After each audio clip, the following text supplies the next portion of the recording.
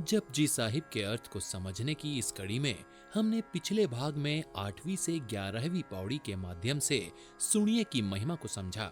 हमने जाना कि सच्चे मन से सुनने से ही ज्ञान, शांति और आत्मिक शक्ति की प्राप्ति होती है।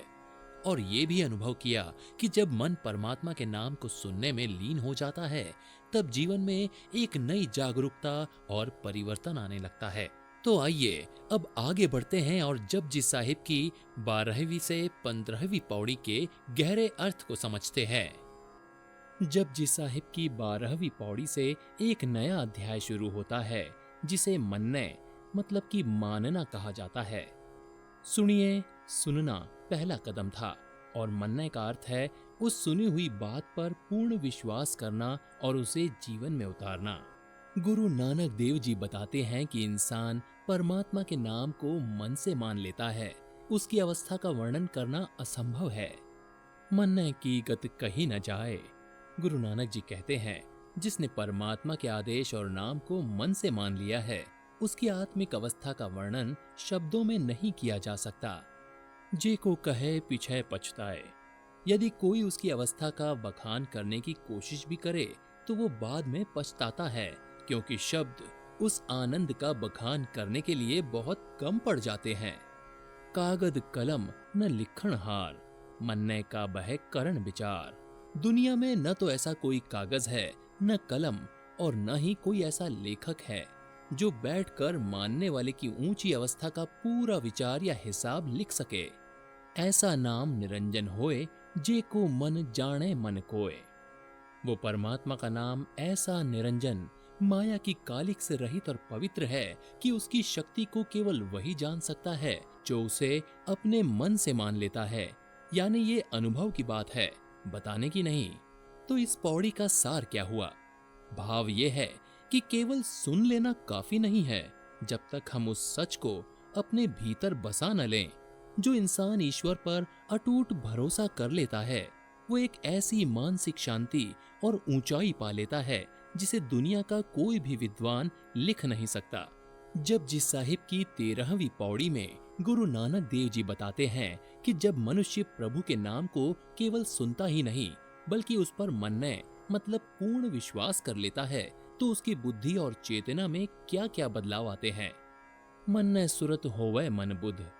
परमात्मा के नाम और उसके आदेश को मन से मान लेने पर मनुष्य की चेतना जाग जाती है और उसके मन व बुद्धि में दिव्य ज्ञान का प्रकाश हो जाता है। मन्ने सगल भवन की सुध। नाम पर विश्वास करने वाले को समस्त लोकों और पूरी सृष्टि की आंतरिक समझ प्राप्त हो जाती है। उसे जीवन का असली अर्थ समझ में आ जाता है। मन्ने मुहे चोटा ना खाए। जो परमात्मा की इच्छा को मान लेता है, उसे जीवन के संघर्षों और विकारों जैसे काम, क्रोध, लोभ, मोह आदि की मार नहीं खानी पड़ती। वो मानसिक दुखों से बच जाता है। मन्ने जम के साथ न जाए। नाम को मन में बसाने वाला व्यक्ति मृत्यु के भय से मुक्त हो जाता है और उसे जम यानी यमराज, आध्यात्मिक मृत्यु, उनके साथ नहीं जाना पड़ता। यानी वो जन्म मरण के चक्र से छूट जाता है। ऐसा नाम निरंजन होए, जे को मन जाने मन कोय। वो परमात्मा का नाम ऐसा पवित्र है कि इसकी महिमा वही जान सकता है जो इसे अपने मन में पूरी तरह से मान ले। इस पौड़ी का भाव यह है कि मानने से हमारी सोचने समझने की शक्ति इतनी ऊंची हो जाती है कि हमें न तो संसार का कोई दुख सताता है और न ही मौत का डर रहता है। विश्वास ही वो कुंजी है जो हमें भटकाव से बचाती है।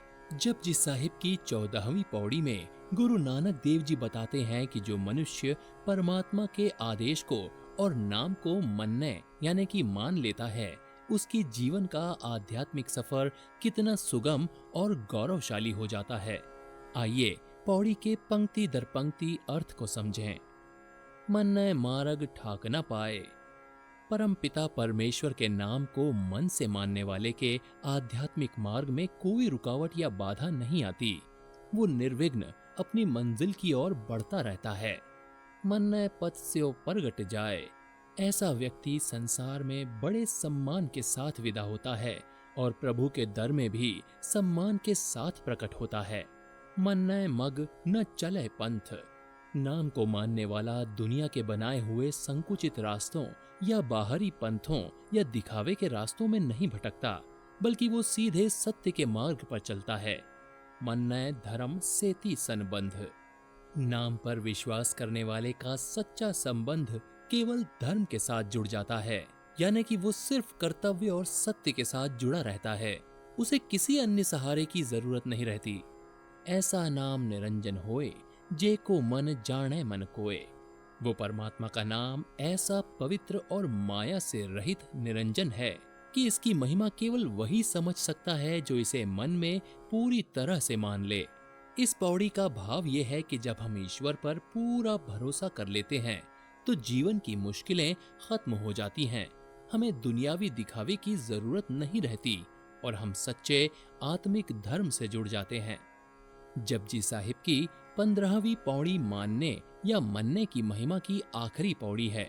इसमें गुरु नानक देव जी बताते हैं कि प्रभु के नाम पर पूर्ण विश्वास करने वाला व्यक्ति न केवल खुद मुक्त होता है, बल्कि वो दूसरों के लिए भी उद्धार का कारण बन जाता है। आइए इसका पंक्ति दर पंक्ति अर्थ समझते हैं। मन न पावै मोक्ष द्वार। जो मनुष्य परमात्मा के नाम और उसके आदेश को मन से मान लेता है, उसे मुक्ति का द्वार, मोक्ष द्वार प्राप्त हो जाता है। वो बंधनों से आजाद हो जाता है। मन ने परवारे साधार। नाम पर विश्वास करने वाला व्यक्ति अपने पूरे परिवार का आधार बन जाता है और उन्हें भी सही राह पर लाकर उनका उद्धार कर देता है। मन ने तरे तारे गुर सिख। जो गुरु की शिक्षा को मन से मानता है, वो स्वयं भी संसार सागर से तर जाता है और अपने संगी साथियों को भी तार लेता है। मन ने नानक भवै न बिख। गुरु नानक जी कहते हैं, नाम को मानने वाला व्यक्ति आध्यात्मिक रूप से इतना समृद्ध हो जाता है कि उसे दर दर भटकना या भीख नहीं मांगना पड़ता। वो तृप्त हो जाता है।